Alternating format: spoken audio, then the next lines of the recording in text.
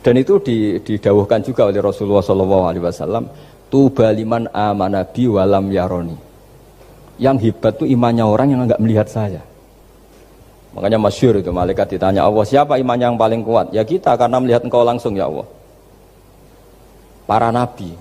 Terus tapi yang dari sekian pertanyaan itu jawab sama, yang paling ajaib adalah umat-umat Muhammad di akhir zaman, enggak menangi nabinya, juga enggak pernah lihat surga neraka, tapi iman sama saya. Dan mereka punya cara untuk imannya itu berkualitas sama dengan kamu para malaikat. Ya diantaranya dengan cara logika tadi yang saya utarakan tadi. Am khuliqu min ghairi syai'in am humul khaliqun. Kalau alam raya ini wujud, maka penyebabnya harus sesuatu yang wujud.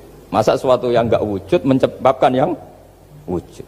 Kalau angka 10 ada, 1 juta ada, pasti dimulai angka 1. Makanya nisbatus naini wal arba'ah ila ma la nihayatalaha, itu semuanya nisbatul far'i ilal asli. Semua angka berapapun jumlahnya itu binisbat ilal wahid adalah nisbatul far'i ilal asli. Itu cara-cara, makanya tadi kajian ilmu itu tidak ada habis-habis. Makanya perasaan saya itu kemungkinan orang Islam jadi ateis itu kecil, Pak Fathul Wahid. Saya punya kitab, ini saya ulang lagi, kitab calon wali. Kenapa saya sering cerita wali? Kalau di kampus itu kan orang inginnya ya jadi dekan, jadi rektor, atau jadi menteri lah kira-kira gitu. Kalau di pesantren orang itu cita-citanya satu, ingin jadi wali. Ya supaya majelis ini barokah, saya tidak perlu cerita dunia kampus. Kalau ceritakan corong jongu ya segoro lah. Bongso keinginan gitu kan tidak selera saya, juga ada dunia saya.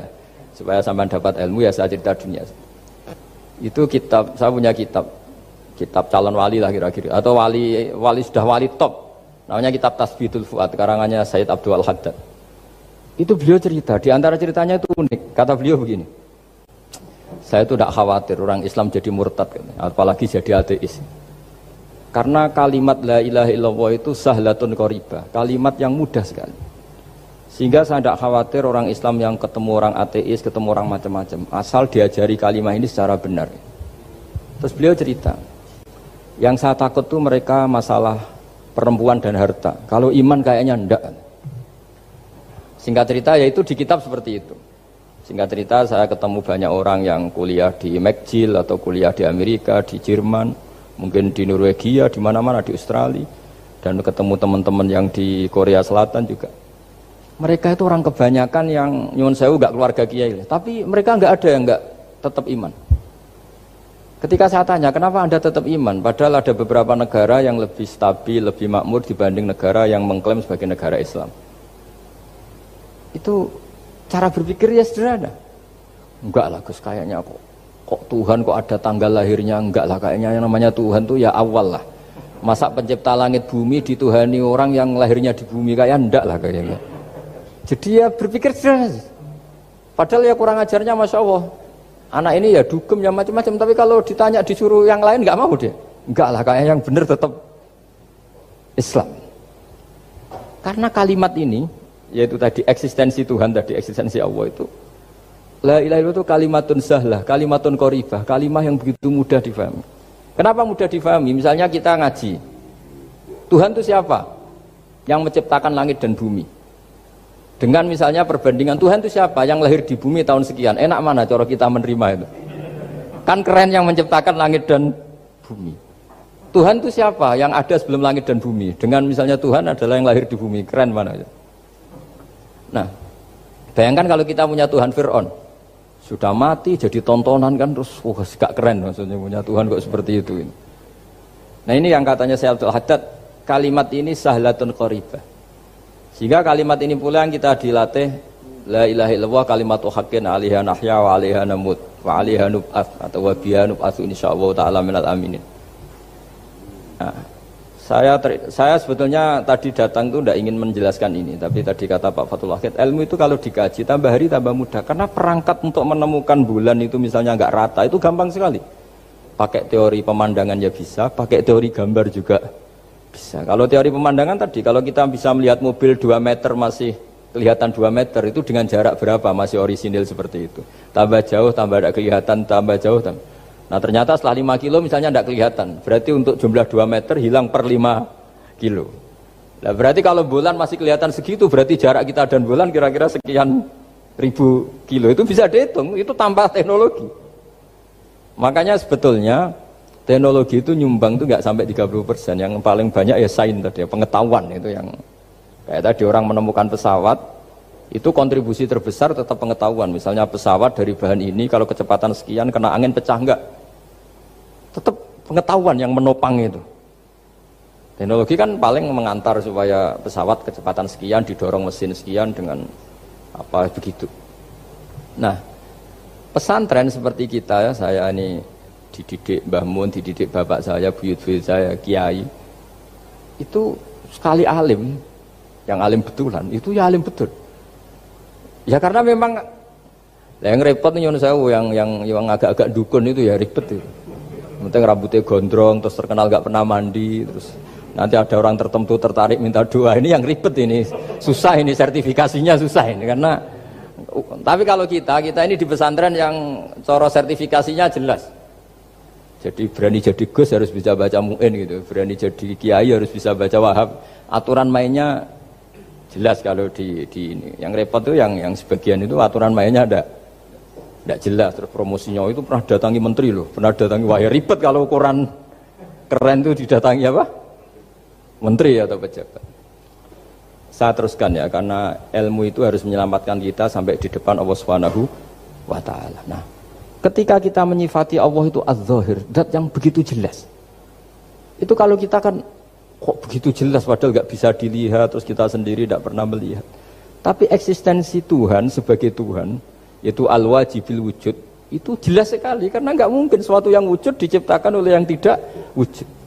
Kenapa harus awal? Masa pencipta datangnya terlambat? Terus juga harus bakok itu abadi atau al-akhir kalau dalam bahasa Quran. Masa zat yang superior kemudian kalah sama yang diciptakan? Berarti nanti ada kekuatan besar yang mengalahkan Tuhan. Ya kan ya aneh, kekuatan ini dalam kendalinya kemudian Allah kalah kan tidak mungkin. Makanya disebut al-akhir. Allah pasti tidak ada yang mengalahkan. Terus diantaranya lagi disebut qiyamuhu binafsihi. Kalau dalam bahasa Quran disebut al-qayyum, zat yang berdiri sendiri. Gak boleh Tuhan butuh yang lain. Kalau butuh yang lain berarti bergantung pada yang lain. Dan nggak usah jadi Tuhan lah kalau masih butuh yang lain. Sehingga karena kekuatan ini, saya ulang lagi, karena kekuatan ini, ketika anak-anak mahasiswa kuliah di Jerman atau di Swiss, di negara-negara yang lebih bahagia ketimbang negara yang mayoritas Muslim, itu mungkin mereka tertarik sama sistem negara itu karena ada jaminan sosial ini. Tapi nggak pernah tertarik sama Tuhannya negara itu. Karena dihitung-hitung tadi Tuhannya mesti keren kita gitu. Jadi, nah ini cerita ke saya Abdul Haddad. Kata saya Abdul Haddad, kamu tidak usah khawatir lah umat Islam murtad atau jadi ateis gitu. Karena penjelasan tauhid Islam itu begitu jelas. Jadi by design manusia itu pasti nerima tauhid kira-kira gitu. Jadi ini pentingnya adz-dzahir. Jadi Allah itu begitu apa? Jelas. Tapi Allah juga mensifati dirinya al-batin. Nah, al-batin itu gak mudah dikenali. Kenapa? Karena tubuh kita desainnya ini profan, tubuh kita tidak sempurna, rentan. Nah, tentu sesuatu yang nggak sempurna ini tidak bisa melihat zat yang super apa? Sempurna. Kita bisa rusak sementara Allah tidak. Nah karena alasannya tubuh kita ini didesain untuk rusak, maka di surga itu keyakinan para ulama orang bisa melihat Allah karena desain tubuhnya sudah dirubah dari desain profan menjadi keabadian. Sehingga di sini terus ada kelayakan melihat. Itu pun tetap min ghairi kaifin walan hisorin, tetap ya bisa melihat tapi corong Jawa itu keceluk melihat tapi tidak sampai faham. Karena bagaimanapun Allah itu la tudrikul absar wa huwa yudrikul absar. Bagaimanapun Allah itu laisa kamitslihi syai'un, tidak ada padanannya. Jadi makanya Allah punya sisi adz-dzahir bisa dikenali sekali. Kenapa? Ya tadi nisbatus naini wal arba'ah ila ma la nihayatalaha itu nisbatul far'i ilal asli. Saya punya kitab Pak Fathul Wahid, diajar Mbah Mun dulu, kitab Al-Husunul Hamidiyah. Itu yang ngarang itu ya kayak kelihatan ngawur, tapi ngawurnya orang alim. Jadi di situ ada gambar, gambarnya itu nggak jelas. Mungkin pengarangnya juga nggak bisa gambar kayaknya. Wah bulat, benang bulat ada, gambar gunung ada, gambar yang tambah ngawur ya banyak sekali. Gambarnya itu nggak ada yang jelas. Tapi dari nggak jelas itu beliau bilang gini, gambar yang bulat ini, yang nggak jelas ini, tetap kamu punya rumus kan? Itu dimulai dari satu titik. Mbok gambar gedung tingkat 5, mbok gambar hutan ada harimaunya, tetap dimulai dari satu titik. Ya alam raya ya seperti itu, mbok ada Mars, cek mau ada Jupiter, kayak tetap dimulai dari situ titik. Nah, ini namanya nuqtatul wujud, titik kewujudan, yaitu Allah Subhanahu wa Ta'ala. Sehingga ketika kita ngaji, ketika di pesantren dulu, penjelasannya adalah Al-Quran maknanya dipadatkan di Fatihah, Fatihah dipadatkan di Bismillah, katanya Bismillah dipadatkan di titiknya ba. Nah titik ba ini dianggap titik awal wujud, bi kana makana wa bi yakunu mayakun. Kira-kira Allah mentitahkan karena saya semuanya yang ada, dan karena saya yang mau ada bisa saya adakan. Nah, itu sirinya lah. Jadi menerangkan tauhid itu pakai gambar. Gambarnya keliru sekali lah kalau dalam orang seni mesti ngeliat gak seni itu. Karena dia gak butuh gambarnya, butuh mau menjelaskan buat dunia sebanyak ini, buat alam raya sebanyak ini tetap dimulai dari satu titik. Nah, sehingga di sini ada tauhid qul huwallahu ahad, Allahus samad, dan seterusnya. Nah, saya mohon lewat penjelasan ini ya, baik orang yang ahli teknik maupun ahli medis, ahli apa saja, tolong latihlah memberi penjelasan yang mudah sehingga agama ini mudah dicerna. Sehingga kalau ini dijelaskan cara mudah beragama itu jadi gampang. Makanya ciri utama agamanya orang-orang baik itu satu, man radiya billahi robba. Radiya itu seneng banget. Kenapa seneng banget? Karena memang agama ini nyaman, indah. Jadi datang dengan kebenaran yang mudah dicerna. Coba kalau agama ini datang dengan cara misalnya gini, kamu harus menuhankan ini, dan kita tahu itu lahirnya di bumi, kan ada yang ganjel. Kok Tuhan sama buminya dulu, buminya ini gimana ini? Kan pusing. Bu Anda profesor nggak bisa jawab itu. Tapi kalau Tuhan itu adalah yang ada sebelum langit dan bumi, kan ya iyalah, masa Tuhan terlambat datangnya, kan terus enak gitu, menerimanya itu. Makanya diantara kekalahan Fir'aun berdebat, ya Nabi Musa ya Nabi lah, juga proses ya. Nabi Musa ketika ditanya Fir'aun, wa ma rabbul alamin, Tuhan kamu itu siapa? Jawabnya Nabi Musa, rabbus samawati wal ardi, yang menuhani langit dan bumi. Itu Fir'aun masih bisa ngeles. Saya jalan-jalan kemana-mana, yang dituhankan saya, berarti yang Tuhan ya saya dong. Ma'alim tulakum min ilahin apa? Ghairi, kata Fir'aun. Soal Tuhan kamu di langit, begini kata Fir'aun. Haman dipanggil, Haman bikinkan piramida yang paling tinggi, saya ingin melihat Tuhannya Musa. Musa bingung kan, padahal kalau naik piramida nanti Fir'aun pun tidak bisa melihat Allah kan. Wong yang Nabi yang kiai aja gak bisa melihat, apalagi Fir'aun. Padahal celakanya ketika dia tidak melihat Allah, dia akan mengatakan Allah itu tidak ada, ribet kan. Itu penjelasan tentang Tuhan yang sebetulnya sudah absolut lah. Rabbus samawati wal ardi, Tuhannya langit dan bumi. Tapi itu gak ngefek, di perdebatan gak ngefek. Yang ngefek adalah ketika Musa bilang gini, Rabbukum wa rabbu abaikumul awwalin, sing nuhani buyutem. Wah kaget pengawal-pengawalnya langsung do iman meskipun secara siron, secara rahasia. Iya, nah, Quran pangeran berarti buyutnya rada pangeran. Kan pangerannya putune berarti buyutnya wah ribet kan? Ya kalau Fir'aun Tuhan, bapaknya tambah Tuhan kan, mbahnya buyutnya. Akhirnya kata pengawal Quran, geblek tenan Fir'aun.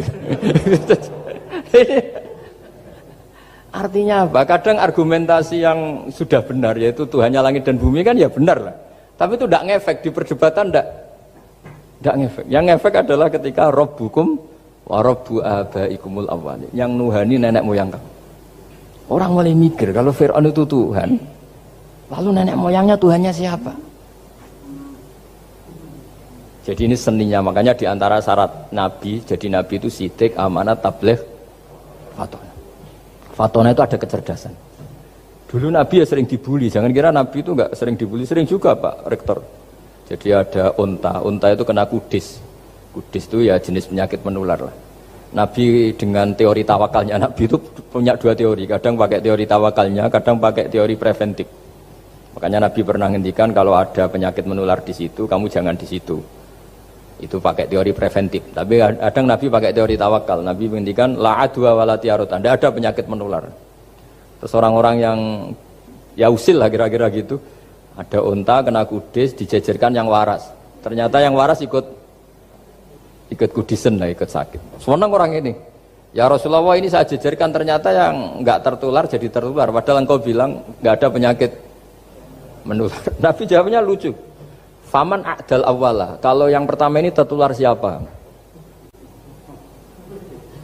Dia dikira Nabi itu kalah karena melihat unta yang kedua. Ternyata Nabi enggak, ketika dipanggil ya Rasulullah ini unta agak gudikan, tak jajarkan yang kudisen, ternyata ikut kudisen. Berarti penyakit itu menular. Tapi Nabi jawabannya faman a'dal awal. Lalu yang kena penyakit pertama tertular oleh siapa? Wah itu asli dari Allah. Ya maksud saya seperti itu kata Nabi. Nah itu yang dikatakan fatona. Jadi Nabi itu harus punya sifat apa? Fatona. Karena dengan kecerdasan itu Nabi bisa berargumentasi. Kayak tadi, ketika Fir'aun dikatakan Allah yang menuhani langit dan bumi, Fir'aun masih mengklaim dia Tuhan. Karena di mana-mana dia dituhankan. Tapi ketika diingatkan bahwa kamu anak seorang manusia, punya bapak, punya kakek, punya buyut, punya canggah kalau bahasa Jawa. Lalu kalau kamu yang Tuhan, dan Tuhan dimulai Anda, lalu mbah-mbah kamu Tuhannya siapa? Gak bisa jawab kan? Akhirnya banyak punggawa yang saat itu iman. Jadi iman itu bisa menghunjam kepada siapa saja termasuk yang orang-orang topnya Fir'aun. Sehingga ketika Fir'aun rapat Musa harus dibunuh besok, tangkap besok. Sebagian mereka itu membocorkan informasi itu. Datang ke Musa, tadi malam kita ikut rapat, keputusannya Anda dibunuh, maka larilah kamu. Itu barokahnya iman. Artinya ya karena logika Musa lebih masuk akal ya mereka lebih percaya sama Musa. Tapi gara-gara profesi ya tetap kerja. Dan yang mulai ribet dunia ya mulai ribet jadi makanya kamu jangan tanya kaifa hukmul mukmin sing yukhfi imanahu, bagaimana hukumnya orang mukmin yang menyembunyikan imannya demi aman. Ya tidak usah kamu jawab. Kalau kamu jawab boleh ini kok kayak pecundang. Kalau kamu jawab haram, pernah terjadi itu. Wa qala rajulun mu'minum min ali fir'auna yaktumu imana. Ini khazanah ya, jadi saya mohon mengkaji Islam itu harus dengan sisi-sisi yang bisa difahami orang pinter juga orang bodoh. Kata Imam Ghazali banyak, karena hadatin itu harus difahami orang pinter juga orang bodoh. Terus contoh yang paling populer tentu sering saya utarakan masalah iddah. Iddahnya orang terceraikan itu 3 kali masa suci. Kalau menurut Abu Hanifah 3 kali masa haid. Orang pinter tahulah kalau perempuan sedang haid, menstruasi pasti sedang tidak hamil. Sehingga kalau dia sudah haid 3 kali ada kepastian tidak hamil. Kalau tidak hamil artinya apa? Nggak ada sperma dari zaut awal, suami pertama yang jadi anak dia. Padahal tujuan iddah adalah nanti kalau di hubungan suami istri sama suami kedua, jelas anaknya suami kedua. Tapi kalau andai kan tidak ada iddah kan, malam hubungan suami istri, pagi bentrok cerai, terus kawin. Kumpul suami istri lagi, terus nanti anaknya itu anaknya siapa? Kan nggak jelas. Kalau sampean bisa klaim lewat DNA juga mungkin secara ilmu objektif Pak Rektor. Masalahnya juga bisa disuap kan? Saya sering dibantah orang-orang itu. Wah Gus, DNA itu otoritatif karena gini-gini nggak mungkin, bohong kamu. Ya DNA-nya nggak bohong, pegawainya bisa disuap kan? Kayak nggak tahu manusia apa nggak tahu Indonesia, nggak tahu terus. Itu yang sensitif itu, yang mulai wilayah sensitif itu. Kayak tahu manusia apa kayak tahu Indonesia? Manusia aja ya sudah. Berarti Anda sangat nasionalis. Jadi ribet kan? Maka dianjurkan ada iddah. Dengan iddah selesai berarti benar-benar perempuan ini baru atur rohmi, rahimnya steril dari unsur mani zaut awal. Dan kalau 3 kali masa suci itu artinya apa? Kira-kira 3 bulan.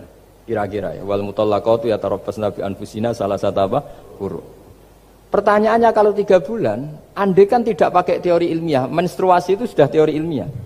Ada yang tanya ke saya, Gus kenapa harus sampai 3 kali, padahal menstruasi pertama pasti sudah ada hamil. Saya jawab, menstruasi pertama itu namanya keluar darah. Nggak ada jaminan kalau itu haid, bisa saja keluar darah karena kaget, karena kecelakaan, karena apa. Sehingga kalau misalnya perempuan diceraikan, Gus saya sudah haid. Yang jamin kalau itu haid siapa? Maksudnya keluar darah dengan makna tidak hamil. Bisa saja keluar darah kali ini faktor kaget ya, atau faktor kecelakaan. Tapi kalau sampai 3 bulan karena per bulan haid sekali, itu meskipun haidnya keliru. Haid keliru itu misalnya sebetulnya itu enggak darah haid tapi darah penyakit istighathah. Kan tetap kelihatan, masa 3 bulan gak blending cara Jawa? Kan mesti bentuknya tubuh sudah berubah. Artinya kata ulama-ulama, agama ini gak bisa hanya mengacu ilmu. Kalau mengacu ilmu haid sekali sudah cukup. Tapi kenapa harus 3 kali? Karena 3 kali orang awam tahu semua kalau itu sedang hamil atau tidak hamil. 3 bulan dari dicerai kan kelihatan kalau hamil ya bentuk tubuhnya sudah rubah, kalau enggak. Intinya agama ini harus agama yang mudah difahami orang pinter, juga difahami orang yang tidak pinter. Kayak tadi bulan tadi, saya juga gak ngira kalau orang goblok jadi pinter itu. Jadi ini cerita ya, jadi supaya kita meskipun di lembaga kampus, di lembaga modern, jangan lupa tradisi-tradisi kebodohan ya diabadikan lah kira-kira itu, karena bodoh itu kadang ya penting. Makanya kalau cerita di dunia wali itu kaca, Anda boleh gak nerima cerita ini, tapi Anda harus percaya kalau kekuasaan Allah itu tidak terbatas. Kenapa orang Madura begitu mencintai kiai? Sebetulnya niatnya ya agak baik, tapi ya gak baik tapi baik. Ada santri itu Madura, dia saking percaya sama kiai itu ya khidmah, bikin teh, masakan kiai, mijitin kiai, pokoknya waktunya diberikan semua untuk kiai. Dan dia nggak pernah ikut ujian. Apalagi ujian kelulusan disertasi dokter nggak pernah dia. Kalau sekolah nggak pernah ikut ujian. Sudah ya saya ridho jadi orang bodoh, sepenting ikut jenengan. Suatu saat orang ini mati, kiainya tuh pusing, waduh mati. Nah, ini di dalam alam mimpi itu, kamu boleh nggak percaya, nggak wajib percaya memang. Ini kan ada akidah, jadi tidak wajib percaya. Ditanya sama malaikat, Marabbuka, Tuhan kamu siapa? Jawabannya lucu, malaikat kamu itu gimana? Di mana-mana tanya sama orang pinter, orang bodoh kok kamu tanya? Pusing kan malaikatnya. Di mana-mana namanya tanya, itu ya sama orang pinter. Masa orang bodoh ditanya? Yang bener aja kamu. Makanya bodoh ini ya senjata. Makanya ini kita kalau pinter ya alhamdulillah, kalau bodoh ya alhamdulillah kan. Bodoh itu penting. Kalau negara ini tidak makmur, yang disalahkan mesti para rektor. Gunanya apa ada rektor kalau nggak solusi bagi bangsa ini? Orang bodoh pasti nggak disalahkan kan? Nanti kalau ada hisab, kenapa Indonesia carut marut? Yang dipanggil Allah itu menteri rektor, pasti itu. Apa kontribusi Anda sebagai orang pinter, sebagai profesor, sebagai orang bodoh aman? Santai, nggak kena panggilan kan? Karena Anda harus bertanggung jawab. Akhirnya terus malaikat tanya, lalu yang pinter siapa? Yang di atas itu, kiainya yang nalkin itu, yang di atas itu. Walhasil kiainya itu karena wali itu dengar. Ya wele cung bodoh kok terus nganti wis mati. bodoh kok kamu bawa sampai mati. Jadi kadang orang bodoh itu ya pinter tadi. Malaikat tuh kamu tuh gimana? Di mana-mana tanya itu ya sama orang pinter. Orang bodoh kok kamu tanya. Ya ribet kan kalau sudah ketemu seperti itu. Dan Nabi juga sering ngalami dialek sama orang bodoh. Kadang Nabi yang ngalah, kadang logikanya orang bodoh itu lebih gampang. Itu ada orang pencari dop itu semacam kayak biawak ya. Tapi tidak biawak, kayak semacam biawak. Itu ketemu Nabi, kamu tahu kalau saya ini Rasulullah? Tidak tahu ya. Ya kamu harus iman kalau saya ini Rasulullah. Hatta yu'mina laka hadad dhabban. Ya kalau hewan ini iman sama kamu ya saya iman. Ribet kan ukurannya itu. Waduh, untung Nabi betul. Terus Nabi tanya, "Dok, kamu tahu kalau saya Rasulullah?" Terus Dobnya saat itu bisa bicara asyhadu annaka Rasulullah, terus baru iman. Imannya tanya, "Kenapa kamu iman sama Rasulullah?" Hewan aja tahu kalau dia nabi apalagi manusia. Sehingga di masyhur itu di acara-acara kita kalau wadhabbu wal ghazalah yasyadani laka bir risalah itu wadhabbu wal ghazalah yasyadani laka bir risalah. Sehingga kekeliruan kita, saya sering ngomong di mana-mana, matur di mana-mana. Masyarakat Indonesia mayoritasnya tetap yang enggak pinter. Orang Islam mayoritas yang enggak pinter. Lalu orang enggak pinter ini diabaikan sehingga mereka tidak jadi energi yang luar biasa untuk mengawal Islam atau mengawal Indonesia. Itu keliru menurut saya. Menurut saya orang-orang yang nggak pinter pun tuh punya nurani. Zaman kita dijajah Belanda, itu tidak semua orang rektor, tidak semua orang profesor, tidak semua orang kiai, tidak semua orang alim. Mereka orang-orang yang nggak terpelajar, tapi tetap tahu caranya melawan apa? Belanda, melawan penjajah. Karena tadi manusia ini diciptakan itu sudah punya pengetahuan. Seperti mukadimah dibaca Pak Rektor, Iqra wa rabbukal akram alladzi 'allama bil qalam 'allamal insana ma lam ya'lam. Jadi bawaan manusia itu akan tahu untuk sesuatu yang perlu diketahui meskipun dia orang bodoh. Saya ulang lagi, meskipun mereka orang apa? Orang bodoh. Nah, di sini ini Islam datang yastawi fistifadatiha fistifadati syariah ar-rijalu wasibyan, bahwa ukuran kebenaran itu adalah siapapun mudah tahu. Bahwa angka 2, angka 3, angka 5 itu adalah far'ul wahid, cabang dari angka 1. Fal aslu huwal wahid, yang asli adalah angka 1. Dan 1 ini harus 1. 0, itu ditemukan untuk setelah ada angka 1, jangan keliru kamu. Tanpa ada angka 1 tidak ada 0, 0 ada gunanya kalau ada 01. Misalnya ada orang bilang, tapi kan ada 0,5, tetap saja harus ada angka 1, nggak bisa. Kamu bayangkan 0,5 kan karena ada 1. Artinya apa? Kamu bilang separuh dari 1. Tapi itu pun karena sudah ditemukan aljabar. Makanya kalau dalam matematika Arab, mungkin di sini banyak orang eksak. Kalau matematika Arab itu mudah sekali, Pak. Orang Arab itu nggak mau bilang 2,5. Misalnya zakatnya tijarah itu 2,5. Itu kan kalau kita zaman SD kan garap porogapit. Itu orang Arab nggak mau. Saya pernah cepet-cepetan garap matematika, yang ahli matematika sama saya, itu cepet saya. Karena saya pakai matematika bodoh. Justru itu gampang. Kalau orang Arab cara berpikir gini, kalau bilang 2,5 itu rubu'ul usur. Apa? Rubu'ul usur. Dari rubu'ul usur gini, 1/4 dari 1/10. Jadi misalnya 100 1/10-nya berapa? 10. Setelah 10, 1/4-nya berapa? 2,5. Jadi bertahap, rubu'ul usur. Sehingga misalnya gitu, 1 juta kan angkanya nolnya kan 6. Kalau kamu porogapit 2,5 kan kuweselan dia porogapit. Kalau orang Arab gampang, 1 juta 1/10-nya berapa? 100. 1/4-nya 25. Berarti 2,5-nya 1 juta 25.000. Orang Arab bilangnya rubu'ul usur. 1/4 dari 1/10. Jadi di 1/10-kan dulu baru di 1/4. Jadi lebih cepat. Sampai pakarnya tanya, Gus kok bisa gini? Wah, aku anak kiai ngawur. Saya ini, makanya banyak orang pesantren itu pintar matematika. Sebetulnya matematika yang model, ya sebenarnya kayak agak model bodoh itu. Tapi itu gampang, orang awam gampang. Kalau kita kan enggak, misalnya zakatnya zuru, zakatnya tanaman itu 1/10 atau 1/20. Kalau orang Arab enggak mau 1/10 atau 1/20. Berarti kalau 100 ton atau 100 pintal berarti berapa? 10 atau 5 kan? 1/10-nya 100 berapa? 10. Kalau 1/20-nya 5. Kalau hitung-hitungan di fikih zakat orang modern kan 1/10 atau 1/20. Kalau orang Arab nggak mau bilang gitu. Zakatnya zuru itu al-usur 1/10. Berarti per 100 ton misalnya 10. Atau nisful usur, separuh dari 1/10. Jadi nggak mau bilang 1/20. Usur atau nisful usur. Gampang mana coba? Ya kan, usurnya kan 10. Kalau nisful usur 5 atau 1/20. Daripada gawe porogapit, wah seruat.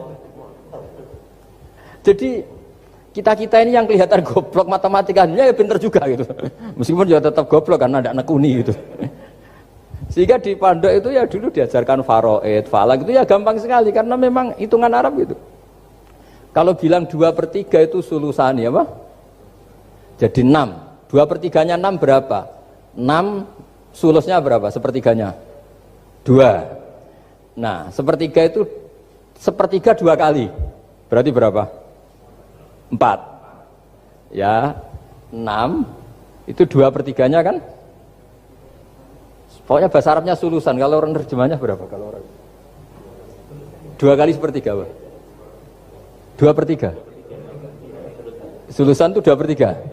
Nah, itu kalau orang Arab bilang enggak 2/3, sulusani. Sepertiga 2 kali.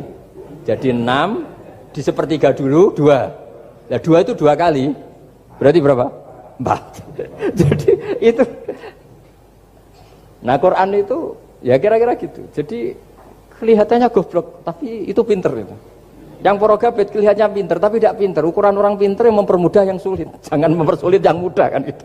Makanya saya bilang ini yang pinter yang mana itu.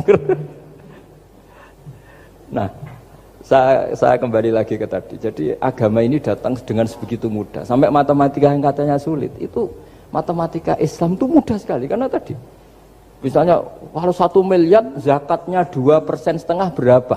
Kan pusing kan? Tapi kalau kamu pakai teori rubul usur 1 miliar, usurnya 100 juta. Seperempatnya 25 juta. Berarti per 1 miliar. Gampang mana coba sama ngomong itu? Nanti ada yang nyeleduk, gampang kalkulator Gus. Ya ribet lagi kan kalau kalkulatornya pas hilang. Atau pas dipakai anaknya belajar daring, ribet kan HP-nya. Jadi ini cerita ya, jadi seperti yang dikatakan Pak Rekro tadi, sebetulnya ciri utama ilmuwan atau ulama atau profesor atau doktor itu usahakanlah yang mudah itu, yang sulit itu menjadi apa? Mudah. Yuridu wa bikumul yusra wa la yuridu bikumul usra. Sehingga kata Imam Alamudi, dia menjadi wali besar itu justru karena belajar tauhid. Yang dari belajar matematika tadi, dari matematika dia tahu bahwa angka berapapun jumlahnya itu binisbat ilal wahid, itu semuanya nisbatul far'i ilal asli. Semua itu cabang dari satu. Alam ini kayak apa besarnya, apa Mars, ada Jupiter, tetap semuanya nisbatnya ke Allah adalah nisbatul far'i ilal asli. Semua itu diciptakan oleh pokok yang